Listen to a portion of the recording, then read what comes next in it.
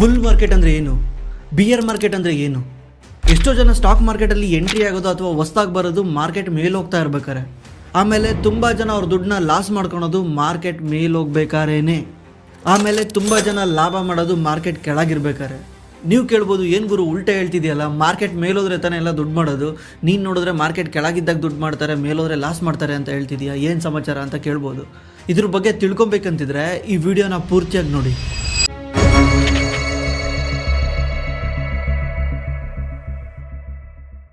ಹಾಗಿದ್ರೆ bull market ಅಂದ್ರೆ ಏನು, ಬಿಯರ್ ಮಾರ್ಕೆಟ್ ಅಂದ್ರೆ ಏನು? ನಾರ್ಮಲಿ ನೀವು ಯಾವ್ದಾನ ನ್ಯೂಸ್ ಚಾನಲ್ ಅಲ್ಲಿ ನೋಡಿರ್ತೀರಾ ಅಥವಾ ಯಾವ್ದಾನ ಸ್ಟಾಕ್ ಮಾರ್ಕೆಟ್ ಬಗ್ಗೆ ರಿಲೇಟೆಡ್ ವಿಡಿಯೋಸ್ ಗಳಲ್ಲೂ ನೋಡಿರ್ತೀರಾ, ಮತ್ತು ಬುಲ್ಲು ಬಿಯರ್ ಅಂತ ಇರುತ್ತೆ. Bull market. New bull market. A bull market. To the bears. ಅಂದ್ರೆ ಕರಡಿ ಮತ್ತು ಗೂಳಿ ಅಂತ. ಏನಿದು ಕರಡಿ ಗೂಳಿ? ಈಗ ಯಾವಾಗಾದ್ರೂ ಸ್ಟಾಕ್ ಮಾರ್ಕೆಟ್ ಅಪ್ಪರ್ ಫೇಸ್ ಅಲ್ಲಿ ಇದೆ, ಮಾರ್ಕೆಟ್ ಮೇಲೆ ಹೋಗ್ತಾ ಇದೆ ಅಂದ್ರೆ ಅದನ್ನ ಬುಲ್ ಮಾರ್ಕೆಟ್ ಅಂತ ಕರೀತಾರೆ. ಸ್ಟಾಕ್ ಮಾರ್ಕೆಟ್ ಡೌನ್ ಟ್ರೆಂಡ್ ಅಲ್ಲಿ ಇದೆ ಅಂದ್ರೆ ಅದನ್ನ ಬಿಯರ್ ಮಾರ್ಕೆಟ್ ಅಂತ ಕರೀತಾರೆ. ಯಾಕೆ ಇವೆರಡು ಪ್ರಾಣಿಗಳನ್ನ ಯೂಸ್ ಮಾಡ್ತಾರೆ ಅಂದ್ರೆ, ಬುಲ್ ಯಾವಾಗಲೂ ಅಟ್ಯಾಕ್ ಮಾಡೋದು ತನ್ನ ಕೊಂಬಿನಿಂದ ಮೇಲೆತ್ತುತ್ತೆ, ಅದಕ್ಕೋಸ್ಕರ ಅದನ್ನ ಮೇಲೋಗೋ ಸಿಂಬಲ್ ಆಗಿ ಯೂಸ್ ಮಾಡ್ತಾರೆ. ಅದೇ ಥರ ಬಿಯರ್ ಅಂದರೆ ಕರಡಿ ಯಾವ ಥರ ಅಟ್ಯಾಕ್ ಮಾಡುತ್ತೆ ಅಂದರೆ, ಕರಡಿ ಈ ಥರ ಅಟ್ಯಾಕ್ ಮಾಡುತ್ತೆ, ಅದಕ್ಕೋಸ್ಕರ ಕೆಳಗೆ ಬರೋ ಮಾರ್ಕೆಟ್ನ ಬಿಯರ್ ಮಾರ್ಕೆಟ್ ಅಂತ ಕರೀತಾರೆ. ಹಾಗಿದ್ರೆ ಬುಲ್ ಮಾರ್ಕೆಟು ಯಾವ ಥರ ಕ್ರಿಯೇಟ್ ಆಗುತ್ತೆ? ನೀವು ನೋಡ್ತಾನೆ ಇದ್ದೀರಾ, ರೀಸೆಂಟಾಗಿ ಸ್ಟಾಕ್ ಮಾರ್ಕೆಟ್ ಮೇಲೆ ಹೋಗ್ತಾನೆ ಇದೆ. ನಿಫ್ಟಿ 18,000 ಇತ್ತು ಒಂದು ವರ್ಷದಿಂದ, ಇವಾಗ ಆಲ್ರೆಡಿ 21,500 ಹತ್ರ ಮುಟ್ತಾ ಇದೆ. ಆಲ್ ಟೈಮ್ ಹೈನಲ್ಲಿದೆ ಇವತ್ತು ನಿಫ್ಟಿ. ಏನಕ್ಕೆ ಈ ಥರ ಮಾರ್ಕೆಟ್ ಮೇಲೆ ಹೋಗ್ತಾ ಇದೆ? ಯಾವುದೇ ಒಂದು ಅಸೆಟ್ ಕ್ಲಾಸು ಮೇಲೆ ಹೋಗೋಕ್ಕೆ ಕೆಳಗೆ ಬರೋಕ್ಕೆ ಒಂದು ರೀಸನ್ ಇರುತ್ತೆ. ಅಸೆಟ್ ಕ್ಲಾಸ್ ಅಂದರೆ ರಿಯಲ್ ಎಸ್ಟೇಟ್ ಇರ್ಬೋದು, ಸ್ಟಾಕ್ ಮಾರ್ಕೆಟ್ ಇರ್ಬೋದು, ಗೋಲ್ಡ್ ಒಂದು ಉಲ್ಟಾ. ಗೋಲ್ಡ್ ಹೆಂಗೆ ಅಂದರೆ, ಸ್ಟಾಕ್ ಮಾರ್ಕೆಟ್ ಮೇಲೆ ಹೋದರೆ ಗೋಲ್ಡ್ ಕೆಳಗೆ ಬರುತ್ತೆ, ಸ್ಟಾಕ್ ಮಾರ್ಕೆಟ್ ಕೆಳಗೆ ಬಂದರೆ ಗೋಲ್ಡ್ ಮೇಲೆ ಹೋಗುತ್ತೆ. ಯಾಕಂದರೆ ಗೋಲ್ಡ್ನ ಯಾವಾಗ್ಲೂ ಎಕಾನಮಿ ಏನಾದರೂ ಹೊಡ್ತಾ ಬಿದ್ದರೆ ಅಂಥ ಟೈಮಲ್ಲಿ ಜಾಸ್ತಿ ದುಡ್ಡು ಗೋಲ್ಡ್ಗೆ ಫ್ಲೋ ಆಗುತ್ತೆ. ಬೇರೆ ಕಡೆ ಹೆಂಗೆ ಅಂದರೆ, ಜನಗಳ ಕೈಯಲ್ಲಿ ಯಾವಾಗ ಜಾಸ್ತಿ ದುಡ್ಡಿದೆ, ಜನಗಳ ಕೈಯಲ್ಲಿ ಯಾವಾಗ ದುಡ್ಡು ಹರಿದಾಡ್ತಾ ಇದೆ, ಅವಾಗ ಏನಾಗುತ್ತೆ, ಅಸೆಟ್ ಕ್ಲಾಸ್ಗಳದ್ದು ಪ್ರೈಸ್ ಇನ್ಕ್ರೀಸ್ ಆಗುತ್ತೆ. ಯಾಕಂದರೆ ಇನ್ವೆಸ್ಟ್ ಜಾಸ್ತಿ ಮಾಡ್ತಾರೆ. ಯಾಕೆ ಇನ್ವೆಸ್ಟ್ ಮಾಡ್ತಾರೆ? ಅದರಿಂದ ಇರೋ ಲಾಜಿಕ್ ಏನು? ಯಾಕಂದರೆ ನೀವು 2 years ಬ್ಯಾಕು ಒಂದು ವಾರ್ ಆಯಿತು. ಯಾವ ವಾರು? ರಷ್ಯಾ ಯುಕ್ರೇನ್ ವಾರ್ ಆದಾಗ ಸ್ಟಾಕ್ ಮಾರ್ಕೆಟ್ ಕೆಳಗೆ ಬಿತ್ತು. ಯಾಕೆ ಕೆಳಗೆ ಬಿತ್ತು? ಈಗ ರಷ್ಯಾ ಏನಾದರೂ ಯುಕ್ರೇನ್ ಮೇಲೆ ಫೈಟ್ ಮಾಡಿದ್ರೆ ನಮಗೇನಾಗುತ್ತೆ? ನಮಗೋದಕ್ಕೂ ಏನು ಸಂಬಂಧ? ನೋಡೋಕೆ ಮಾತ್ರ ಈ ಥರ ಅನಿಸುತ್ತೆ, ಆದರೆ ಪ್ರತಿಯೊಂದು ಕನೆಕ್ಟೆಡ್ ಇರುತ್ತೆ. ಈಗ ರಷ್ಯಾ ಯುಕ್ರೇನ್ ಮೇಲೆ ವಾರ್ ಮಾಡಿದ ತಕ್ಷಣ ಏನಾಯಿತು, ಯುಕ್ರೇನ್ ವಾಪಸ್ ವಾರ್ ಮಾಡುತ್ತೆ. ಅವಾಗ ಏನಾಯಿತು, 2 ಕಂಟ್ರಿಗಳಲ್ಲಿ ಫೈಟ್ ಸ್ಟಾರ್ಟ್ ಆಗುತ್ತೆ. ರಷ್ಯಾ ವರ್ಲ್ಡ್ಗೆ 12% ಆಯಿಲ್ನ ಎಕ್ಸ್ಪೋರ್ಟ್ ಮಾಡ್ತಾರೆ. ಅಂದರೆ ವರ್ಲ್ಡ್ ರಷ್ಯನ್ ಆಯಿಲ್ ಮೇಲೆ 12% ನಂಬ್ಕೊಂಡಿದೆ. 100 ಬ್ಯಾರಲ್ ಏನಾದರೂ ವರ್ಲ್ಡಲ್ಲಿ ಆಯಿಲ್ ಸೆಲ್ ಆದರೆ ಅದರಲ್ಲಿ 12 ಬ್ಯಾರಲ್ಲು ರಷ್ಯಾಯಿಂದನೇ ಬರುತ್ತೆ. ಅವಾಗ ಏನಾಗುತ್ತೆ, ರಷ್ಯಾಯಿಂದ ಕಂಪ್ಲೀಟ್ಲಿ ಎಕ್ಸ್ಪೋರ್ಟ್ ಸ್ಟಾಪ್ ಆಗಿ ಹೋಗ್ಬಿಡುತ್ತೆ.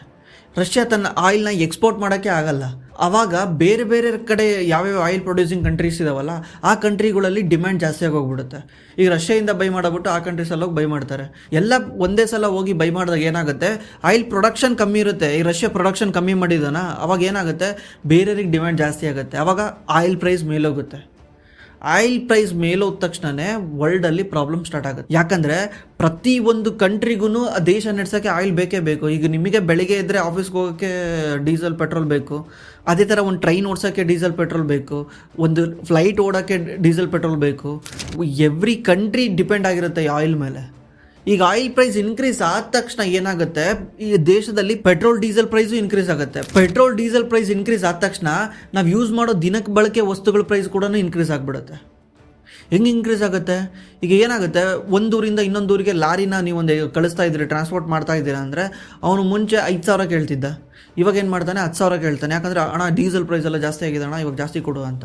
ಅವಾಗ ನೀವೇನು ಮಾಡ್ತೀರಾ, ನೀವು ಏನು ಕಳಿಸ್ತಿರ್ತೀರಲ್ಲ ಐಟಮು, ಅಕ್ಕಿ ಇರ್ಬೋದು, ರಾಗಿ ಇರ್ಬೋದು, ಅದ್ರ ಪ್ರೈಸ್ನು ಇನ್ಕ್ರೀಸ್ ಮಾಡ್ತೀರಾ. ಯಾಕಂದರೆ ನಿಮಗೆ ಲಾಸ್ ಆಗುತ್ತಲ್ಲ, ಕೈಯಿಂದ ನೀವು 5,000 ಕೊಡಬೇಕಲ್ಲ ಅವನಿಗೆ ಎಕ್ಸ್ಟ್ರಾ. ಅವಾಗ ನೀವೇನು ಮಾಡ್ತೀರಾ, ನಿಮ್ಮ ರಾಗಿನೆಲ್ಲ ಅಕ್ಕಿನೆಲ್ಲ ಅದನ್ನು ಸೇರಿಸ್ಬಿಟ್ಟು ನೀವು ಕಸ್ಟಮರಿಗೆ ಸೆಲ್ ಮಾಡ್ತೀರಾ. ಅವಾಗ ಏನಾಗುತ್ತೆ, ಮಾರ್ಕೆಟಲ್ಲಿ ಇನ್ಫ್ಲೇಷನ್ ಜಾಸ್ತಿ ಆಗುತ್ತೆ. ಮಾರ್ಕೆಟ್ ಅಂದರೆ ನಮ್ಮ ನಾರ್ಮಲ್ ಸೊಸೈಟಿನಲ್ಲಿ ಇನ್ಫ್ಲೇಷನ್ ಜಾಸ್ತಿ ಆಗುತ್ತೆ. ಇನ್ಫ್ಲೇಷನ್ ಅಂದರೆ ಹಣದುಬ್ಬರ ಜಾಸ್ತಿ ಆಗುತ್ತೆ.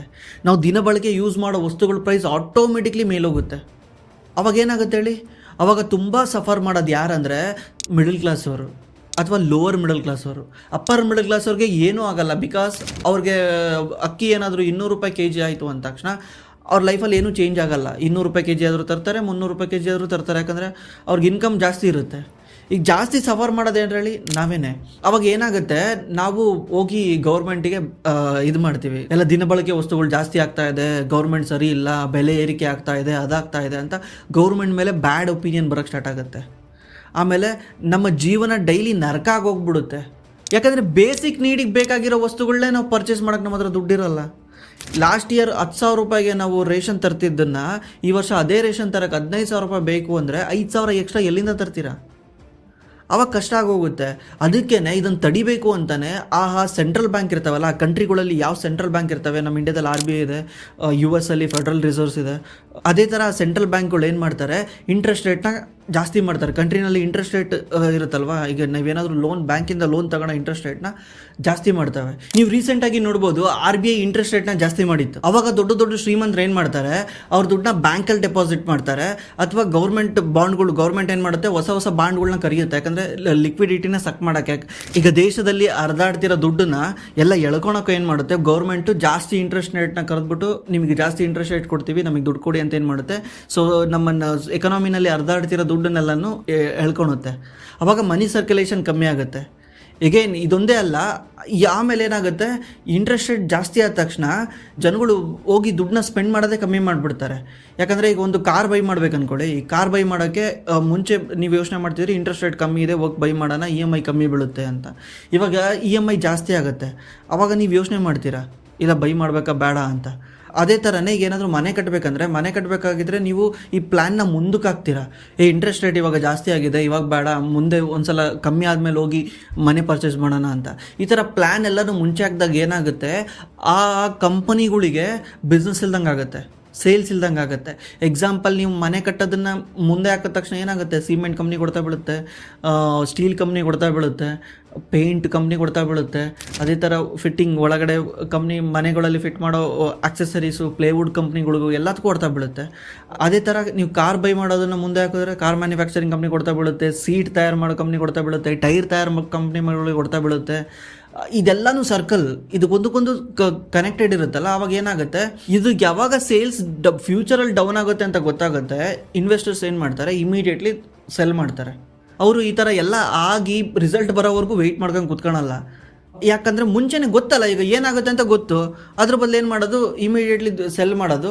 ಪ್ರೈಸ್ ಕೆಳಗೆ ಬಂದಾಗ ಬೇಕಾದ್ರೆ ನೋಡೋಣ, ಅವಾಗ ಬೇಕಾದ್ರೆ ಇಂಟ್ರೆಸ್ಟ್ ರೇಟ್ ಹೈಕ್ ಮಾಡಿದಾಗ ಬೇಕಾದ್ರೆ ನೋಡೋಣ ಅಂತ ಏನು ಮಾಡ್ತಾರೆ, ದುಡ್ಡನ್ನ ವಾಪಸ್ ತಗೊಂಡು ಅವರು ಈಗ ಅವ್ರಿಗೆ ಇದಕ್ಕಿಂತ ಜಾಸ್ತಿ ರಿಟರ್ನ್ ಎಲ್ಲಿ ಸಿಗ್ತಾ ಇದೆ, ಗೌರ್ಮೆಂಟ್ ಸೆಕ್ಯೂರಿಟಿ ಬಾಂಡಲ್ಲಿ ಸಿಗ್ತಾ ಇದೆ, ಬ್ಯಾಂಕ್ಗಳಲ್ಲಿ FDನಲ್ಲಿ ಒಳ್ಳೆ ರಿಟರ್ನ್ ಸಿಗ್ತಾ ಇದೆ, ತಗೊಂಡೋಗಿ ಅಲ್ಲಿ ಇನ್ವೆಸ್ಟ್ ಮಾಡ್ತಾರೆ.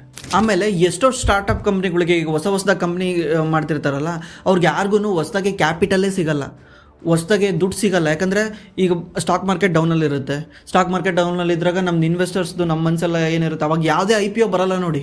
ಇವಾಗ ಮಾರ್ಕೆಟ್ ಬುಲ್ ರನ್ ಇರ್ಬೇಕಾದ್ರೆ ಬರೋ IPOಗಳೆಲ್ಲ ಬರ್ತಾವೆ, ನಾನು ಫಸ್ಟ್ ಅಂತ. ಬಟ್ ಆ ಟೈಮಲ್ಲಿ ಯಾವ IPOನೂ ಬರಲ್ಲ, ಯಾಕಂದರೆ ಇನ್ವೆಸ್ಟರ್ಸ್ಗೆ ದುಡ್ಡು ಇನ್ವೆಸ್ಟ್ ಮಾಡೋ ಧೈರ್ಯ ಇರಲ್ಲ ಆ ಟೈಮಲ್ಲಿ. ಆವಾಗ ಅವ್ರು ಎದುರ್ಕೊತಾರೆ, ಅದಕ್ಕೋಸ್ಕರ ಯಾವ IPOನೂ ಬರಲ್ಲ, ಬಿಸ್ನೆಸ್ಗಳಿಗೆ ದುಡ್ಡೇ ಸಿಗಲ್ಲ ಬಿಸ್ನೆಸ್ ಮಾಡೋಕ್ಕೆ. ಅಂಥ ಟೈಮಲ್ಲಿ ಎಷ್ಟೋ ಬಿಸ್ನೆಸ್ಗಳು ಮುಳುಗೋಗ್ತವೆ, ಎಷ್ಟೋ ಜನ ಜಾಬ್ನ ಕಳ್ಕೊತಾರೆ. ನೀನು ರೀಸೆಂಟಾಗಿ ನೋಡಿದ್ದೀರಾ, ಈ ಕಂಪ್ನಿ ಲೇ ಆಫ್ ಮಾಡ್ತು, ಆ ಕಂಪ್ನಿ ಲೇ ಆಫ್ ಮಾಡ್ತು, ಅಷ್ಟು ಜನ ತೆಗೆದಾಕಿದ್ರು, ಇಷ್ಟು ಜನ ತೆಗೆದಾಕಿದ್ರು. ಯಾಕಂದರೆ ಈಗ ಸ್ಟಾಕ್ ಪ್ರೈಸ್ ಕೆಳಗೆ ಬರ್ತಾ ಇರುತ್ತೆ, ಅದೇ ಥರ ಕಂಪ್ನಿ ಪ್ರಾಫಿಟ್ ಕಮ್ಮಿ ಆಗ್ತಾ ಇರುತ್ತೆ. ಈಗ ಪ್ರಾಫಿಟ್ ಮಾರ್ಜಿನ್ನ ಇನ್ಕ್ರೀಸ್ ಮಾಡಬೇಕಂದ್ರೆ ಈಗ ಏನು ಮಾಡಬೇಕು, ಬೇರೆ ಎಕ್ಸ್ಪೆನ್ಸ್ನ ಕಮ್ಮಿ ಮಾಡಬೇಕು. ಬೇರೆ ಎಕ್ಸ್ಪೆನ್ಸ್ ಏನಿರುತ್ತೆ, ಎಂಪ್ಲಾಯ್ ಎಕ್ಸ್ಪೆನ್ಸು. ಸುಮ್ಮನೆ ಕುಂತಿರ್ತಾರಲ್ಲ ಎಂಪ್ಲಾಯ್ಸ್ನ ಒಂದು ಶಾರ್ಟಲ್ಲಿ ಮನೆ ಕಳಿಸುತ್ತೆ. ಅವಾಗ ಏನಾಗುತ್ತೆ, ಕಂಪ್ನಿದು ಪ್ರಾಫಿಟಬಿಲಿಟಿ ಸ್ಟೇಬಲ್ ಆಗಿರುತ್ತೆ. ಅದನ್ನು ಮಾಡೋಕ್ಕೋಸ್ಕರ ಕಂಪ್ನಿ ಏನು ಮಾಡುತ್ತೆ, ಹೊರ ಕಳಿಸುತ್ತೆ. ಇನ್ನೂ ಕಂಪ್ನಿಗಳು ಏನು ಮಾಡ್ತವೆ, ಕಂಪ್ನಿ ಉಳಿಯೋದೇ ಗ್ಯಾರಂಟಿ ಇರಲ್ಲ, ಎಂಪ್ಲಾಯ್ ಇಟ್ಕೊಂಡು ಏನು ಮಾಡ್ತಾನೆ. ಅದಕ್ಕೋಸ್ಕರ ಸ್ಟಾರ್ಟಪ್ ಕಂಪ್ನಿಗಳಲ್ಲಿ ಈ ಥರ ಆಗುತ್ತೆ. ಸ್ಟಾರ್ಟಪ್ ಕಂಪ್ನಿಗಳು ಏನು ಮಾಡ್ತವೆ, ಎಂಪ್ಲಾಯ್ಗಳನ್ನ ಕಿತ್ತು ಮನೆ ಕಳಿಸ್ತಾರೆ. ಆವಾಗ ಎಂಪ್ಲಾಯ್ ಕೈಯಲ್ಲಿ ಹೇಗೇನು ದುಡ್ಡಿಲ್ಲ, ಅವನು ಹೊರಗಡೆ ಖರ್ಚು ಮಾಡಲ್ಲ, ಮತ್ತು ಈ ಕಂಪ್ನಿಗಳಿಗೆ ವ್ಯಾಪಾರ ಆಗಲ್ಲ. ಅಷ್ಟೇ ಅಲ್ಲ, ಈ ಸುತ್ತಮುತ್ತ ಸಣ್ಣ ಪುಟ್ಟ ಬಿಸ್ನೆಸ್ಗಳಿಗೂ ವ್ಯಾಪಾರ ಆಗಲ್ಲ. ಇದನ್ನೇ ಬಿಯರ್ ಫೇಸ್ ಅಂತಾರೆ. ಬಿಯರ್ ಫೇಸ್ ಜಸ್ಟು ಸ್ಟಾಕ್ ಮಾರ್ಕೆಟಲ್ಲಿರಲ್ಲ, ಇಡೀ ಎಕನಾಮಿನಲ್ಲೇ ಇರುತ್ತೆ. ಎಕನಾಮಿನಲ್ಲೇ ಕೈಯಲ್ಲಿ ಯಾರ ಕೈಯಲ್ಲೂ ದುಡ್ಡಾಡ್ತಾ ಇರಲ್ಲ. ಸ್ಟಾಕ್ ಮಾರ್ಕೆಟ್ ಕೆಳಗಿರ್ಬೇಕಾದ್ರೆ ಎಕನಾಮಿಗೆ ಎಲ್ಲೂ ಯಾರ ಕೈಯಲ್ಲೂ ದುಡ್ಡಾಡ್ತಾ ಇರಲ್ಲ. ಇದನ್ನು ಬಿಯರ್ ಫೇಸ್ ಅಂತಾರೆ. ಬುಲ್ ಫೇಸ್ ಅಂದರೆ ಉಲ್ಟಾ. ಬುಲ್ ಫೇಸ್ ಅಂದರೆ ಯಾವಾಗ ಇನ್ಫ್ಲೇಷನ್ ಕಂಟ್ರೋಲ್ ಆಗುತ್ತೆ, ಯಾವಾಗ ಇದೆಲ್ಲ ಸೆಟ್ ಆಗುತ್ತೆ, ಆವಾಗ ಸೆಂಟ್ರಲ್ ಬ್ಯಾಂಕ್ಗಳು ಇಂಟ್ರೆಸ್ಟ್ ರೇಟ್ನ ಕಟ್ ಮಾಡ್ತಾ ಬರ್ತವೆ ನಿಧಾನಕ್ಕೆ. ಆ ಟೈಮಲ್ಲಿ ಏನಾಗುತ್ತೆ, ಉಲ್ಟಾ ಆಗುತ್ತೆ. ಈಗ ಏನು ಹೇಳಿದ್ನಲ್ಲ ಅದು ಉಲ್ಟಾ ಆಗುತ್ತೆ. ಆ ದುಡ್ಡೆಲ್ಲನೂ ವಾಪಸ್ ಸ್ಟಾಕ್ ಮಾರ್ಕೆಟಿಗೆ ಬರುತ್ತೆ, ಬಿಸ್ನೆಸ್ಗಳಿಗೆ ಹೊಸ್ದಾಗೆ ದುಡ್ಡು ಸಿಗುತ್ತೆ. ಈಗ ಇನ್ನೊಂದು ಹೇಳೋದು ಮರ್ತೆ ಆವಾಗಲೇ, ಈಗ ಇಂಟ್ರೆಸ್ಟ್ ರೇಟ್ ಜಾಸ್ತಿ ಆದ ತಕ್ಷಣ ನನ್ನೊಂದು ಕಂಪ್ನಿ ಇದೆ ಅಂದ್ಕೊಳ್ಳಿ, ನನ್ನ ಕಂಪ್ನಿ 100 ಕೋಟಿ ರೂಪಾಯಿ ಲಾಭ ಮಾಡ್ತಾ ಇದೆ. 100 ಕೋಟಿ ರೂಪಾಯಿನಲ್ಲಿ 20 ಕೋಟಿ ರೂಪಾಯಿ ಜಸ್ಟ್ ಇಂಟ್ರೆಸ್ಟ್ ಕಟ್ತಾ ಇದೆ, ಯಾಕಂದರೆ ಸಾಲ ಇದೆ ಕಂಪ್ನಿನಲ್ಲಿ, 20 ಕೋಟಿ ರೂಪಾಯಿ ಇಂಟ್ರೆಸ್ಟ್ ಕಟ್ತಾ ಇದೆ. ಈಗ ಇಂಟ್ರೆಸ್ಟ್ ರೇಟ್ ಜಾಸ್ತಿ ಆದ ತಕ್ಷಣ ನಂದು 20 ಕೋಟಿ ರೂಪಾಯಿ ಇಂಟ್ರೆಸ್ಟು 30 ಕೋಟಿಗೆ ಹೋಯ್ತು, 10% ಅಲ್ಲೇ ಜಾಸ್ತಿ ಆಗೋಯ್ತು. ಅವಾಗ ಏನಾಗುತ್ತೆ ಹೇಳಿ, ನಾನು ಹೇಗೇನು ಪ್ರಾಫಿಟಬಿಲಿಟಿ ಕೊಡ್ತಾ ಬೀಳುತ್ತೆ. ಇವಾಗ ಎಗೇನ್ ಮತ್ತೆ ಏನಾದರೂ ಇಂಟ್ರೆಸ್ಟ್ ರೇಟ್ ಕಮ್ಮಿ ಆದ ತಕ್ಷಣ ನನ್ನ ಪ್ರಾಫಿಟ್ ಆಟೋಮೆಟಿಕ್ಲಿ ಮೇಲೆ ಹೋಗುತ್ತೆ. ಇದೇ ರೀಸನ್ಗೆ ಎಷ್ಟೋ ಡೆಟ್ ಕಂಪ್ನಿ, ಜಾಸ್ತಿ ಡೆಟ್ ಇರೋ ಕಂಪ್ನಿಗಳು ಬುಲ್ ಮಾರ್ಕೆಟಲ್ಲಿ ಜಾಸ್ತಿ ಮೇಲೆ ಹೋಗ್ತವೆ. ಬ್ಯಾಲೆನ್ಸ್ ಶೀಟ್ ಚೆನ್ನಾಗಿಲ್ದಿರೋವು ಜಾಸ್ತಿ ಹೋಗ್ತವೆ, ಫಂಡಮೆಂಟಲಿ ಚೆನ್ನಾಗಿಲ್ದಿರೋವೇ ಜಾಸ್ತಿ ಹೋಗ್ತವೆ. ಈ ಬುಲ್ ಮಾರ್ಕೆಟ್ ಅವಾಗಲೇ ಹೇಳ್ದಂಗೆ ಬುಲ್ ಮಾರ್ಕೆಟ್ ಇದೇ ಫೇಸಿಂದ ಕ್ರಿಯೇಟ್ ಆಗುತ್ತೆ. ಅವಾಗಲೇ ಏನು ಹೇಳಿದ್ನಲ್ಲ ಅದು ಉಲ್ಟಾ ಆಗುತ್ತೆ. ಏನಾಗುತ್ತೆ, ಇಂಟ್ರೆಸ್ಟ್ ರೇಟ್ ಕಟ್ಟಾದ ತಕ್ಷಣ ಜನಗಳ ಕೈಯಲ್ಲಿ ದುಡ್ಡಾಡುತ್ತೆ. ಅಲ್ಲಿಂದ ಬಾಂಡಿಂದ ಜನಗಳು ದುಡ್ಡು ಬಿಡಿಸ್ಕೊಂತಾರೆ, ದುಡ್ಡು ಬಿಡಿಸ್ಕೊಂಡು ಸ್ಟಾಕ್ ಮಾರ್ಕೆಟಲ್ಲಿ ಇನ್ವೆಸ್ಟ್ ಮಾಡ್ತಾರೆ, ಬಿಸ್ನೆಸ್ಗಳಿಗೆ ಬಾಂಡಲ್ಲಿ ಇನ್ವೆಸ್ಟ್ ಮಾಡ್ತಾರೆ. ಈ ಬಿಸ್ನೆಸ್ಗಳಿಗೆ ದುಡ್ಡು ಸಿಕ್ಕಿದ ತಕ್ಷಣ ಏನು ಮಾಡ್ತಾರೆ, ಬಿಸ್ನೆಸ್ ಎಕ್ಸ್ಪ್ಯಾಂಡ್ ಮಾಡೋಕ್ಕೆ ಹೊಸ ಹೊಸ ಎಂಪ್ಲಾಯ್ ಕರ್ಕೊತಾರೆ. ಅವ್ರು ಬಿಸ್ನೆಸ್ ಆ ದುಡ್ಡನ್ನ ತೊಗೊಂಡು ಹೊರಗಡೆ ಖರ್ಚು ಮಾಡ್ತಾರೆ. ಅವಾಗ ಏನಾಗುತ್ತೆ, ಎಲ್ಲರ ಕೈಯಲ್ಲೂ ಮತ್ತೆ ದುಡ್ಡಾಡೋಕ್ಕೆ ಸ್ಟಾರ್ಟ್ ಆಗುತ್ತೆ. ಎಲ್ಲರ ಕೈಯಲ್ಲಿ ದುಡ್ಡಾಡೋಕ್ಕೆ ಸ್ಟಾರ್ಟ್ ಆದಾಗ ಮತ್ತೆ ಬಿಸ್ನೆಸ್ಗಳಿಗೆ ರೆವಿನ್ಯೂ ಇನ್ಕ್ರೀಸ್ ಆಗುತ್ತೆ, ಸೇಲ್ಸ್ ಇನ್ಕ್ರೀಸ್ ಆಗುತ್ತೆ, ಪ್ರಾಫಿಟ್ ಇನ್ಕ್ರೀಸ್ ಆಗುತ್ತೆ. ಇದರಿಂದ ಸ್ಟಾಕ್ ಮಾರ್ಕೆಟ್ ಮೇಲೆ ಹೋಗ್ತಾ ಹೋಗುತ್ತೆ. ಇದು ಸೈಕಲ್ ಇದ್ದೇ ಇರುತ್ತೆ, ಮೇಲೆ ಕೆಳಗೆ ಸೈಕಲ್ ಇದ್ದೇ ಇರುತ್ತೆ. ಅದಕ್ಕೊಂದು ರೀಸನ್ ಇರುತ್ತೆ ಅಷ್ಟೇ. ಯಾವುದಾದ್ರು 2020 ಕರೋನಾ ಆಗಿತ್ತಲ್ಲ, ಕರೋನಾ ಆಗಿದ್ದು ಸೇಮ್ ಇದೇ ರೀಸನ್ನಿಂದಾನೆ. ಕರೋನಾ ಏನಕ್ಕಾಗಿದ್ದು, ಕರೋನಾ ಬಂದ್ಬಿಟ್ಟು ಇನ್ಫ್ಲೇಷನ್ ಜಾಸ್ತಿ ಆಗಿದೆ ಅಂತ ಆಗಿಲ್ಲ. ಕರೋನಾ ಬಂದ ತಕ್ಷಣ ಏನಾಗ್ಬಿಡ್ತು, ಎಂಟೈರ್ ವರ್ಲ್ಡೇ ಲಾಕ್ಡೌನ್ ಆಯ್ತಲ್ಲ. ಲಾಕ್ಡೌನ್ ಆದ ತಕ್ಷಣ ಏನಾಗುತ್ತೆ, ಬಿಸ್ನೆಸ್ಗಳಿಗೆ ವ್ಯಾಪಾರ ಮಾಡೋಕ್ಕೆ ಆಗಲ್ಲ. ಯಾರು ವ್ಯಾಪಾರ ಮಾಡ್ತಾರೆ? ಆಮೇಲೆ ಇನ್ನೊಂದೇನು ಭಯ ಇತ್ತು, ಫಸ್ಟ್ಗೆ ನೀವು ನೋಡಿರ್ತೀರ, ಫೆಬ್ರವರಿಯಿಂದನೇ ಮಾರ್ಕೆಟ್ ಬೀಳಕ್ಕೆ ಸ್ಟಾರ್ಟ್ ಆಯಿತು. ಕೊರೋನಾ ನಮ್ಮ ಇಂಡಿಯಾಗೆ ಬಂದಿದ್ದು ಯಾವಾಗಲೂ ಆಲ್ಮೋಸ್ಟ್ ಮೇ, ಜೂನ್, ಜುಲೈನಲ್ಲಿ ಸೆಕೆಂಡ್ ವೇವ್ನಲ್ಲಿ ನಮಗೆ ಅಷ್ಟು ಎಫೆಕ್ಟ್ ಮಾಡಿತ್ತು. ಬಟ್ ಮಾರ್ಕೆಟ್ ಯಾಕೆ ಫೆಬ್ರವರಿನಲ್ಲೇ ಬೀಳಕ್ಕೆ ಸ್ಟಾರ್ಟ್ ಆಯಿತು? ಯಾಕಂದರೆ ಫಸ್ಟು ಟೈಮ್ ಕೊರೋನಾ ಬಂತಲ್ಲ, ಈವನ್ ಯಾರಿಗೂ ಗೊತ್ತೇ ಇರಲಿಲ್ಲ, ಈವನ್ ಡಾಕ್ಟರ್ಸ್ಗೂ ಗೊತ್ತಿರಲಿಲ್ಲ ಇದೇನು ಅಂತ. ಆವಾಗ ಇನ್ವೆಸ್ಟರ್ಸ್ಗೆ ಏನು ಭಯ ಇತ್ತು ಅಂದರೆ, ಇದೇನಾದರೂ ಅರ್ಧಕ್ಕರ್ಧ ಪಾಪ್ಯುಲೇಷನ್ನ ಖಾಲಿ ಮಾಡಿಬಿಟ್ರೆ ಕನ್ಸಂಪ್ಷನ್ನೇ ಕಮ್ಮಿ ಆಗೋಗ್ಬಿಡುತ್ತೆ. ಯಾವುದೇ ಒಂದು ದೇಶದಲ್ಲಿ ಕನ್ಸಂಪ್ಷನ್ನೇ ಇಲ್ದಂಗೆ ಆಗುತ್ತೆ. ಈಗ ನನ್ನ ಬಿಸ್ನೆಸ್ಸಲ್ಲಿ ಮುಂಚೆ 1,000 ಕಾರ್ ಸೆಲ್ ಮಾಡ್ತಾ ಇದ್ದೆ ಅಂದರೆ ಅದರಲ್ಲಿ 500 ಜನ ವೈಪೌಟ್ ಆಗಿಬಿಟ್ರು. 500 ಜನ ಇಲ್ಲ ಇವತ್ತು ಅಂದರೆ ಇನ್ನು 500 ಜನ ಅಷ್ಟೇ. ಆ 500 ಜನಕ್ಕೆ ಕೆಲಸ ಕೊಟ್ಟಿರೋರು ಇವರೇ ಆಗಿರ್ತಾರೆ. ಮತ್ತು ಅವ್ರ ಕೈಯಲ್ಲಿ ದುಡ್ಡಿರಲ್ಲ. ಮತ್ತು ಇದೆಲ್ಲ ರಿಕವರ್ ಆಗೋಕ್ಕೆ 15-20 ವರ್ಷ ಬೇಕಾಗುತ್ತೆ. ಅದಕ್ಕೇ ಸೆಲ್ ಮಾಡು, ದುಡ್ಡು ತಗೊಂಡ್ಬಿಡು. ಈ ರೀಸನಿಂದ ಸ್ಟಾಕ್ ಮಾರ್ಕೆಟ್ ಕೆಳಗೆ ಬಂದಿತ್ತು. ಬಟ್ ಆದರೆ ಆಮೇಲೆ over a period of time ರಿಸರ್ಚಲ್ಲಿ ಗೊತ್ತಾಯಿತು ಇದು ಅಷ್ಟೊಂದು ಖತರ್ನಾಕ್ ಅಲ್ಲ ಅಂತ. ಅವಾಗ ಏನಾಯಿತು, ಮತ್ತೆ ಸ್ಟಾಕ್ ಮಾರ್ಕೆಟ್ ಮೇಲೆ ಹೋಗೋಕ್ಕೆ ಸ್ಟಾರ್ಟ್ ಆಯಿತು. ಈ ಥರ ಎವ್ರಿ ಸೈಕಲ್ ಇರುತ್ತೆ. 2008ರಲ್ಲಿ ಮಾರ್ಕೆಟು 28,000 ಇರುತ್ತೆ ಸೆನ್ಸೆಕ್ಸು. ಅದು ಯಾವಾಗ ಎಲ್ಲಿಂದ ಬಂದಿರುತ್ತೆ, 2003ರಿಂದ ಮೇಲೆ ಹೋಗೋಕ್ಕೆ ಸ್ಟಾರ್ಟ್ ಆಗಿರುತ್ತೆ. 2008ರಲ್ಲಿ 28,000ಕ್ಕೆ ಬಂದು ನಿಂತ್ಕೊಳುತ್ತೆ. ಅಲ್ಲಿ ಲೇಮನ್ ಬ್ರದರ್ ಕ್ರೈಸಿಸ್ ಆಗುತ್ತೆ ಅಮೆರಿಕಾದಲ್ಲಿ. ಅವಾಗ ಮತ್ತೆ ಅಲ್ಲಿಂದ ಮಾರ್ಕೆಟ್ ಕೆಳಗೆ ಬೀಳುತ್ತೆ, ಮತ್ತೆ ರಿಕವರ್ ಆಗುತ್ತೆ. ಮತ್ತು ಏನಾದರೂ ಡಿಮಾನಿಟೈಸೇಷನ್ ಆದಾಗ ಒಂದು ಸಲ ಮಾರ್ಕೆಟ್ ಕೊಲ್ಯಾಪ್ಸ್ ಆಗುತ್ತೆ, ಮತ್ತೆ ಮೇಲೋಗುತ್ತೆ. ಮತ್ತು 2018ರಲ್ಲಿ ಮಿಡ್ ಕ್ಯಾಪ್ ಕೊಲ್ಯಾಪ್ಸ್ ಆಗುತ್ತೆ. ಮಿಡ್ ಕ್ಯಾಪ್ ಅದೇ ಥರ ಇಂಟ್ರೆಸ್ಟ್ ರೇಟ್ ಜಾಸ್ತಿ ಆಗುತ್ತೆ ಅಮೆರಿಕಾದಲ್ಲಿ. ಮತ್ತು ಮಿಡ್ ಕ್ಯಾಪ್ ಅವಾಗ ಜಾಸ್ತಿ ಎಫೆಕ್ಟ್ ಆಗಲ್ಲ. ಅವಾಗ ಮಿಡ್ ಕ್ಯಾಪ್ ಕಂಪ್ನಿಗಳು ಜಾಸ್ತಿ ಎಫೆಕ್ಟ್ ಆಗ್ತವೆ, ಮೀಡಿಯಮ್ ರೇಂಜ್ ಇರೋ ಕಂಪ್ನಿಗಳು. ಆಮೇಲೆ ಮತ್ತೆ ಮೇಲೋಗುತ್ತೆ, ಮತ್ತೆ 2020ರಲ್ಲಿ ಕೊಲ್ಯಾಪ್ಸ್ ಆಗುತ್ತೆ, ಮತ್ತೆ ಮೇಲೋಗಿತ್ತು. ಮತ್ತೆ 2000 ಈಗ ರಷ್ಯಾ ಯುಕ್ರೇನ್ ವಾರಲ್ಲಿ ಕೆಳಗೆ ಬಂದಿತ್ತು, ಈಗ ಮತ್ತೆ ಮೇಲೆ ಹೋಗ್ತಾ ಇದೆ. ಈ ಸೈಕಲ್ ಇದ್ದೇ ಇರುತ್ತೆ, ಬುಲ್ ಆ್ಯಂಡ್ ಬಿಯರ್ ಸೈಕಲ್ ಇದ್ದೇ ಇರುತ್ತೆ. ಈ ಸೈಕಲಲ್ಲಿ ನಾವು ಅರ್ಥ ಮಾಡ್ಕೊಬೇಕು. ಈ ಸೈಕಲ್ನ ನಾವು ಯಾವಾಗ್ಲೂ, ನೀವು ಇನ್ನೂ 10 ವರ್ಷ 15 ವರ್ಷ ಮಾರ್ಕೆಟಲ್ಲಿ ಬದುಕಬೇಕು, ನಾನು ಮಾರ್ಕೆಟಲ್ಲಿ ದುಡ್ಡು ಮಾಡಬೇಕಂದ್ರೆ ನೀವು ಈ ಸೈಕಲ್ನೆಲ್ಲ ಅರ್ಥ ಮಾಡ್ಕೊಬೇಕು. ಯಾಕೆ ನಾನು ಈ ವಿಡಿಯೋ ಮಾಡಿದ್ದು ಅಂದರೆ, ಯಾಕಂದರೆ ಈ ಟೈಮಲ್ಲಿ, ಈ ಮಾರ್ಕೆಟ್ ಮೇಲೆ ಹೋಗ್ತಿರೋ ಟೈಮಲ್ಲಿ ನೀವು ಕಲ್ಲು ಎಸೆದ್ರು ಕೂಡ, ಈಗ ಯಾವುದೋ ಒಂದು ಕಂಪ್ನಿ ಮೇಲೆ ಕಣ್ಣು ಮುಚ್ಕೊಂಡು ಹಿಂಗೆ ಎಸಿರಿ, ಆ ಕಂಪ್ನಿನೂ ಮೇಲೋಗುತ್ತೆ. ಯಾಕಂದರೆ ಫಂಡಮೆಂಟಲ್ಲು ಏನು ಲೆಕ್ಕಕ್ಕೆ ಬರಲ್ಲ ಈ ಟೈಮಲ್ಲಿ. ಈಗ ಹೆಂಗೆ ಮಾಡ್ತಾರೆ ಗೊತ್ತಾ, ಈ ಕಂಪ್ನಿ ಯಾವುದೋ ಚೆನ್ನಾಗಿಲ್ಲ, ಕಂಪ್ನಿ ಅಲ್ಲೇ ಕೆಳಗಿದೆ, ಈಗ ತುಂಬ ಜನ ಹೋಗ್ಬಿಟ್ಟು ಅದನ್ನು ಬೈ ಮಾಡ್ತಾರೆ. ಯಾಕಂದರೆ ಇದು ಇನ್ನೂ ಮೇಲೋಗಿಲ್ಲ, ಬೇರೆ ಸ್ಟಾಕ್ಗಳು ಮೇಲೋಗ್ತಿದ್ದಾವೆ, ಇದನ್ನು ಮೇಲೋಗುತ್ತೆ ಅಂತ. ತುಂಬ ಜನ ಹೋಗಿ ಬೈ ಮಾಡಿದಾಗ ಏನಾಗುತ್ತೆ, ಆ ಕಂಪ್ನಿ ಫಂಡಮೆಂಟಲ್ಲೇ ಚೆನ್ನಾಗಿಲ್ಲ, ಕಂಪ್ನಿ ಏನು ಬಿಸ್ನೆಸ್ ಮಾಡಲ್ಲೇ ಚೆನ್ನಾಗಿಲ್ಲ, ಆದರೂ ಮೇಲೋಗುತ್ತೆ. ಇದು ಮೇಲೋಗೋದು ನೋಡ್ಬಿಟ್ಟು ಇನ್ನೂ ಹೊಸಬ್ರ ಬರ್ತಾನೆ, ಹೊಸಬ ಬಂದು ಬೈ ಮಾಡ್ತಾನೆ, ಇನ್ನೂ ಮೇಲೋಗುತ್ತೆ. ಹಂಗೆ ಮೇಲೋಗ್ತಾ ಇರುತ್ತೆ. ಇಲ್ಲಿ ಲಾಸ್ಟಲ್ಲಿ ಯಾವನ್ನ ಬರ್ತಾನಲ್ಲ, ಇಲ್ಲಿ ಅವ್ನು ಬಂದು ಇಲ್ಲಿ ಸಿಗಾಕೊಂತಾನೆ, ಅಲ್ಲಿ ಬೀಳುತ್ತೆ. ಮಾರ್ಕೆಟ್ ಕೆಳಗೆ ಬಿದ್ದ ತಕ್ಷಣ ದಬ್ಬ ಬಿದ್ದೋಗ್ತಾರೆ. ಆಮೇಲೆ ಏನು ಮಾಡ್ತಾರೆ, ಅಯ್ಯಪ್ಪ ಸ್ಟಾಕ್ ಮಾರ್ಕೆಟ್ ಸವಾಸ ಬೇಡ ಅಂತ ಬಿಟ್ಟು ಹೋಗ್ಬಿಡ್ತಾರೆ. ಈವನ್ ನೀವು ಯಾವುದೇ ಒಂದು ಟೈಮಲ್ಲಿ ನೋಡಿ, ಈಗ ಮಾರ್ಕೆಟ್ ಯಾವಾಗ ಬುಲ್ ಫೇಸಲ್ಲಿ ಇರುತ್ತೆ ಆ ಟೈಮಲ್ಲೇ ಜನ ಜಾಸ್ತಿ ದುಡ್ಡು ಕಳ್ಕೊಳೋದು. ಯಾಕಂದರೆ ಈಗ ಮಾರ್ಕೆಟು 21,000 ಇದೆ ಇವತ್ತು. ನಾನು ಹೇಳ್ತಿಲ್ಲ ಇದು ಪೀಕ್ ಔಟ್ ಅಂತ, 25,000 ಹೋಗ್ಬೋದು ಮಾರ್ಕೆಟ್ ಅಂದ್ಕೊಳ್ಳಿ. ಈಗ 21,000 ಇದೆ. ಈಗ 21,000 ಇರೋ ಟೈಮಲ್ಲಿ ಒಬ್ಬ ಎಂಟ್ರಿ ಆಗ್ತಾನೆ, ಇಲ್ಲಿ ಜಾಸ್ತಿ ಎಂಟ್ರಿ ಆಗ್ತಾರೆ. ಯಾಕಂದರೆ ಈ ಟೈಮಲ್ಲಿ ಹೊರಗಡೆ ನ್ಯೂಸಲ್ಲಿ ನೋಡ್ತಾರೆ, ನ್ಯೂಸ್ ಪೇಪರಲ್ಲಿ ನೋಡ್ತಾರೆ, ಎಲ್ಲ ಕಡೆ ಸೆನ್ಸೆಕ್ಸ್ ಭಾರಿ ಜಿಗಿತಾ, ಸೆನ್ಸೆಕ್ಸ್ ಭಾರಿ ಮೇಲೋಗ್ತಾ ಇದೆ ಅಂತೆಲ್ಲ ನೋಡ್ತಾರೆ. ಆಮೇಲೆ ನಿಮ್ಮ ಸಂಬಂಧಿಕರು ನೀವರೆಲ್ಲ ಬಂದು ಹೇಳ್ತಾರೆ ನಿಮಗೆ, ನಾನು ಈ ಥರ ಪ್ರಾಫಿಟ್ ಮಾಡಿದೆ, ಆ ಥರ ಮಾಡಿದೆ ಅಂತ. ಆವಾಗ ನಿಮಗೂ ಟೆಂಪ್ಟ್ ಆಗುತ್ತೆ. ಈ ಟೈಮಲ್ಲಿ ತುಂಬ ಜನ ಎಂಟ್ರಿ ಆಗ್ತಾರೆ. ಎಂಟ್ರಿ ಆದ ತಕ್ಷಣ 22,000 ಹೋಗುತ್ತೆ ನಿಫ್ಟಿ ನಮ್ಮ ಮಾರ್ಕೆಟ್ 22,000 ಹೋಗುತ್ತೆ. ಅವಾಗ ಏನು ಮಾಡ್ತಾರೆ, ಸ್ವಲ್ಪ ದುಡ್ಡು ಮಾಡಿದ ತಕ್ಷಣ ಇವನಿಗೆ ಕಾನ್ಫಿಡೆನ್ಸ್ ಗೇನ್ ಆಗುತ್ತೆ. ಕಾನ್ಫಿಡೆನ್ಸ್ ಗೇನ್ ಆದ ತಕ್ಷಣ ನಾನು ಏನು ಬೇಕಿರೋ ಮಾಡ್ತೀನಿ ಅಂತ ಏನು ಹೊರಗಡೆಯಿಂದ ಸಾಲ ತಗೊಂಬಂದು ಅಲ್ಲಿ ಇಲ್ಲಿ ದುಡ್ಡು ಇಸ್ಕೊಂಡು ಬಂದು ಎಗೇನ್ ಇನ್ವೆಸ್ಟ್ ಮಾಡೋಕ್ಕೆ ಸ್ಟಾರ್ಟ್ ಮಾಡ್ತಾರೆ. ಮತ್ತೆ ಅದು ಮಾರ್ಕೆಟು ಹಂಗೆ ನಿಧಾನಕ್ಕೆ 23-24 ಹೋಗುತ್ತೆ, ಮತ್ತೆ ಇವನಿಗೆ ಕಾನ್ಫಿಡೆನ್ಸ್ ಗೇನ್ ಆಗುತ್ತೆ, ಇನ್ನೂ ತಾಮನ್ ದುಡ್ಡು ಹಾಕ್ತಾನೆ, ಮತ್ತೆ 25ರಲ್ಲಿ ಹೋಗಿ ನಿಂತ್ಕೊಳುತ್ತೆ, ಅಲ್ಲಿಂದ ಏನಾದರೂ ಒಂದು ಇಶ್ಯೂ ಆಗುತ್ತೆ, ಮತ್ತೆ ಕೊಲ್ಯಾಪ್ಸ್ ವಾಪಸ್ 22-23 ಬರುತ್ತೆ ಅನ್ಕೊಳ್ಳಿ. ಆ ಟೈಮ್ ಅಷ್ಟೊತ್ತಿಗೆ ಇವನ ಹತ್ರ ಬರೋ ದುಡ್ಡೆಲ್ಲನೂ ಖಾಲಿ ಮಾಡ್ಕೊಂಡ್ರೆ, ಅಂದರೆ ಮೇಲೆ ಹೋಗ್ಬೇಕಾದ್ರೆ ಅನುಭವಿಸಿರ್ತಾನಲ್ಲ, ಅಲ್ಲಿ ಅರ್ಧ ಮಾತ್ರ ದುಡ್ಡು ಇವಂದು, ಇನ್ನು ಅರ್ಧ ಸಾಲ. ಅಲ್ಲಿಂದ ಕೆಳಗೆ ಬರ್ಬೇಕಾದ್ರೆ ಇವನ್ ದುಡ್ಡು ಕಂಪ್ಲೀಟ್ಲಿ ವಾಶ್ ಔಟ್ ಆಯ್ತು ಅನ್ಕೊಳ್ಳಿ. ಈಗ ಇಲ್ಲಿ ಇನ್ವೆಸ್ಟ್ ಮಾಡಿರ್ತಾನೆ 1 ಲಕ್ಷ ರೂಪಾಯಿ, ಇಲ್ಲಿ 1 ಲಕ್ಷ ರೂಪಾಯಿ ಇನ್ವೆಸ್ಟ್ ಮಾಡಿರ್ಬೇಕಾದ್ರೆ ಇವನ್ ದುಡ್ಡು ಇಲ್ಲೋಗ ಫ್ರೆಂಡ್ ಹತ್ರ ಇಸ್ಕೊಂಬರ್ತಾನೆ, ಈಗ 2 ಲಕ್ಷ ಹಾಕಿರ್ತಾನೆ, 2-3 ಆಗಿರುತ್ತೆ. ಈ ಮಾರ್ಕೆಟ್ ಕೆಳಗೆ ಬಿದ್ದ ತಕ್ಷಣ 50% ಬಿತ್ತು ಅಂದ್ಕೊಳ್ಳಿ. 50% ಬಿತ್ತು ಅಂದ ತಕ್ಷಣ ಈಗೇನಾಗುತ್ತೆ, ಇವ್ನ ಕೈಯಲ್ಲಿ ಉಳಿದಿದ್ದು 1.5-1 ಲಕ್ಷ. ಅದು 1 ಲಕ್ಷ 1.5 ಲಕ್ಷ ಯಾರ್ದು? ಅವ್ರ ಫ್ರೆಂಡ್ದು. ಇವ್ನು ಕಂಪ್ಲೀಟ್ಲಿ ದುಡ್ಡು ಕೊಲ್ಯಾಪ್ಸು. ಇವನೇನೇನು ತಗೊಂಬಂದಿದ್ನಲ್ಲ ಆ ದುಡ್ಡು ಅಷ್ಟು ಹೋಯ್ತು. ಮತ್ತು ಮಾರ್ಕೆಟ್ ಸವಾಸನೆ ಬೇಡಪ್ಪ, ನನಗೆ ಮಾರ್ಕೆಟ್ ಇನ್ನೊಂದು ದಿವಸ ಎಂಟ್ರಿ ಆಗಲ್ಲ ಅಂತ ಬಿಟ್ಬಿಡ್ತಾನೆ. ಮಾರ್ಕೆಟ್ ಕೆಳಗೆ ಬರೋ ಟೈಮಲ್ಲಿ ಯಾರೂ ಇನ್ವೆಸ್ಟೇ ಮಾಡಲ್ಲ, ಹೊರಗೆ ಬಂದುಬಿಡ್ತಾನೆ. ಆಮೇಲೆ ಮಾರ್ಕೆಟ್ ಮೇಲೆ ಹೋಗುತ್ತೆ, ಮತ್ತೆ 26-28 ಹೋಗುತ್ತೆ, ಇನ್ನೊಂದು 3-4 ವರ್ಷ ಬಿಟ್ಟು ಅಲ್ಲಿ ಮತ್ತೆ ಎಂಟ್ರಿ ಆಗೋದು, ಮತ್ತೆ ಅಲ್ಲಿ ಬೀಳೋದು, ಮತ್ತೆ ಈ ಥರ ಹೇಳ್ಕೊಂಡು ಅಡ್ಡಾಡೋದು, ಮತ್ತೆ ಹೋಗಿ ಎಂಟ್ರಿ ಆಗೋದು. ಈ ಸೈಕಲ್ ಆಗಿಬಿಟ್ಟಿದೆ ನಮ್ಮ ಇಂಡಿಯಾದಲ್ಲಿ, ಎಲ್ಲ ಜಗತ್ತಲ್ಲೂ ಅಷ್ಟೇ. ಈವನ್ ಅಮೇರಿಕಾದಲ್ಲೂ ಈ ಥರ ಮಾಡ್ತಾರೆ. ಇನ್ನೊಂದು ದಿವಸ ಯಾವಾಗಾದ್ರೂ ಹೇಳ್ತೀನಿ, ಖುದ್ದು ನ್ಯೂಟನ್ ಈ ಥರ ಮಾಡಿದ್ದ ಟ್ಯೂಲಿಪ್ ಬಬಲ್ ಅಂತ ಒಂದು ಕಾನ್ಸೆಪ್ಟ್ ಇದೆ, 1500 ಮಾಡಿದ್ದು. ಅದನ್ನ ಬೇಕಾದ್ರೆ ನನಗೆ ಎಕ್ಸ್ಪ್ಲೇನ್ ಮಾಡ್ಕೊಂಡು ಕೂತ್ಕೊಂಡ್ರೆ ಇನ್ನೂ ಜಾಸ್ತಿ ಆಗೋಗ್ಬಿಡುತ್ತೆ ವಿಡಿಯೋ. ಅದನ್ನ ಬೇಕಾದ್ರೆ ನೀವು ಯೂಟ್ಯೂಬಲ್ಲಿ ಸರ್ಚ್ ಮಾಡಿ ನೋಡಿ, ಟ್ಯೂಲಿಪ್ ಬಬಲ್ ಅಂತ ಬುದ್ಧಿವಂತ. ಇವತ್ತೇನಾದರೂ ಫಿಸಿಕ್ಸ್ ಇಷ್ಟೊಂದು ಡೆವಲಪ್ ಆಗಿದೆ ಅಂದರೆ ನ್ಯೂಟನ್ನೇ ಕಾರಣ. ಅಂಥ ನ್ಯೂಟನ್ನೇ ಅವ್ನು ಎಂಟೈರ್ ದುಡ್ಡನ್ನ ಟ್ಯೂಲಿಪ್ ಬಬಲಲ್ಲಿ ದುಡ್ಡು ಕಳ್ಕೊತಾನೆ, ಅದು ಸ್ಟಾಕ್ ಮಾರ್ಕೆಟ್ ಕ್ರ್ಯಾಶಸ್ ಆಗಿ. ನೀವು ಇದನ್ನು ಅರ್ಥ ಮಾಡ್ಕೊಂಡಾಗ ಏನಾಗುತ್ತೆ, ಹಂಗೆ ನಿಮಗೆ ಏನಾಗ್ಬೋದು ಅನ್ನೋದು ಜಾಸ್ತಿ ನಿಮ್ಮ ತಲೆಯಲ್ಲಿ ಬರುತ್ತೆ. ಓಕೆ, ಇದರಿಂದ ನಿಮಗೆ ನಾಲೆಡ್ಜ್ ಬೆಳೆಯುತ್ತೆ. ನಾಲೆಡ್ಜ್ ಬೆಳೆಯೋದ್ರಿಂದ ಏನಾಗುತ್ತೆ, ನಿಮಗೆ ಏನು ಮಾಡಿದ್ರೆ ಏನಾಗುತ್ತೆ, ಏನು ಮಾಡಿದ್ರೆ ಏನಾಗಲ್ಲ ಅನ್ನೋದು ಗೊತ್ತಾಗುತ್ತೆ. ಅದಕ್ಕೇ ನೀವು ಹೊಸ್ದಾಗಿ ಈಗ ಎಂಟ್ರಿ ಆಗಿದ್ದೀರಾ ಅಂದ್ಕೊಳ್ಳಿ ಮಾರ್ಕೆಟಲ್ಲಿ. ಈ ಮಾರ್ಕೆಟಲ್ಲಿ ನೀವು ಜಾಸ್ತಿ ಪಾರ್ಟಿಸಿಪೇಟ್ ಮಾಡೋಕ್ಕೆ ಹೋಗ್ಬೇಡಿ, ಬರೋ ದುಡ್ಡೆಲ್ಲ ತಗೊಂಬಂದು ಹಾಕೋದು ಹಂಗೆಲ್ಲ ಮಾಡೋಕ್ಕೆ ಹೋಗ್ಬೇಡಿ. ಈ ಟೈಮಲ್ಲಿ ನೀವು ಹೆವಿ ನಾಲೆಡ್ಜ್ನ ಅಕ್ವೈರ್ ಮಾಡಿ. Knowledge is a power. ನಿಮ್ಮ ಹತ್ರ ಎಲ್ಲಿವರೆಗೂ ನಾಲೆಡ್ಜ್ ಇರುತ್ತೆ, ನೀವು ಇವತ್ತಲ್ಲ ನಾಳೆ ದುಡ್ಡು ಮಾಡೇ ಮಾಡ್ತೀರಾ. ನೀವು ಹಿಂಗೆ ಅನ್ಕೊಂಬೇಡಿ, ಅಯ್ಯೋ ಈ ನಾಲೆಡ್ಜ್ ತಗೊಂಡು ನಾನು ಏನು ಮಾಡೋಣ, ನನಗೆ 5 ರೂಪಾಯಿ ಹುಟ್ಟಕ್ಕಾಗಲ್ಲ ಅಂತ.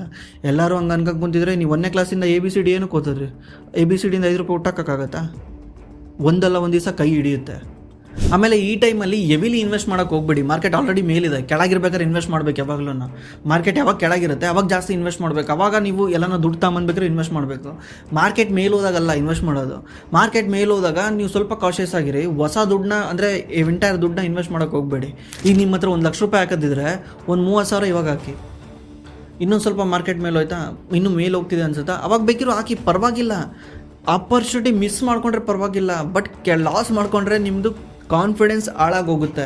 ನಿಮ್ದು ಇವತ್ತೇ ಲೈಫ್ ಎಂಡ್ ಅಲ್ಲ, ಇನ್ನು ಮುಂದೆ ಭಾಳ ದಿವಸ ಇದೆ ದುಡ್ಡು ಮಾಡೋಕ್ಕೆ. ನೀವು ಈ ಕಲ್ತಿದ್ದನ್ನು ಮುಂದೆ ಉಪಯೋಗಕ್ಕೆ ಬರುತ್ತೆ. ಇಲ್ಲ ಏನು ಮಾಡಿ, SIP ಥರ ಮಾಡಿ. ಈಗ ತಿಂಗಳ ನಿಮ್ಗೆ ಏನಾದರೂ ದುಡ್ಡು ಸಿಗ್ತಾ, ಒಂದು 5,000 ರೂಪಾಯಿ 10,000 ರೂಪಾಯಿ ಕೈಗೆ ಸಿಗ್ತಾ, 10,000 ಇನ್ವೆಸ್ಟ್ ಮಾಡ್ಕೊಂಡು ಹೋಗಿ. ಮುಂದಿನ ತಿಂಗಳು ಇನ್ವೆಸ್ಟ್ ಮಾಡಿ, ಅದ್ರ ಮುಂದಿನ ತಿಂಗಳು ಇನ್ವೆಸ್ಟ್ ಮಾಡಿ. ಮಾರ್ಕೆಟ್ ಮೇಲೆ ಹೋಗುತ್ತೆ ಅಂತ ನನಗೂ ಗೊತ್ತಿಲ್ಲ, ಮಾರ್ಕೆಟ್ ಕೆಳಗೆ ಬರುತ್ತೆ ಅಂತ ನನಗೂ ಗೊತ್ತಿಲ್ಲ. ಅದಕ್ಕೆ ಏನು ಮಾಡ್ಬೋದು, ನಾನು ತಿಂಗಳ ಇನ್ವೆಸ್ಟ್ ಮಾಡ್ಕೊಂಡು ಹೋಗ್ತೀನಿ. ಮಾರ್ಕೆಟ್ ಕೆಳಗೆ ಬಂದರೂ ನನ್ನ ದುಡ್ಡು ಇನ್ವೆಸ್ಟ್ ಆಗುತ್ತೆ, ಮೇಲೆ ಬಂದರೂ ಇನ್ವೆಸ್ಟ್ ಆಗುತ್ತೆ. ಮೇಲೆ ಹೋದರೆ ಲಾಭ ಮಾಡಿ, ಕೆಳಗೆ ಹೋದರೆ ನಿಮ್ಮದು ಅವರೇಜ್ ಆಗುತ್ತೆ. ವಾಪಸ್ ಮತ್ತೆ ಮಾರ್ಕೆಟ್ ಹೋದಾಗ ಹೆವಿ ಲಾಭ ಮಾಡ್ತೀರಾ. ಆ ಥರ ಮಾಡ್ಕೊಂಡು ಹೋಗಿ. ನಾನು ಆವಾಗಲೇ ಒಂದು ಸಲ ವೀಡಿಯೋ ಮಾಡಿದ್ದೆ, ಇದನ್ನು ಎಷ್ಟು ಅದಕ್ಕೆ ಜಾಸ್ತಿ ವ್ಯೂಸೇ ಬಂದಿಲ್ಲ. ಈ ವಿಡಿಯೋದಲ್ಲಿ ನೋಡಿ, ನಾನು ಅವಾಗಲೇ ಪ್ರಿಡಿಕ್ಟ್ ಮಾಡಿದ್ದೆ ನಿಫ್ಟಿ 19,000 ಸಮಥಿಂಗ್ ಇತ್ತು. ಆವಾಗಲೇ ಹೇಳಿದ್ದೆ ನಾನು ನೆಕ್ಸ್ಟ್ 6 ಮಂತಲ್ಲಿ ಮಾರ್ಕೆಟ್ 21,000 ಹೋಗುತ್ತೆ ಅಂತ.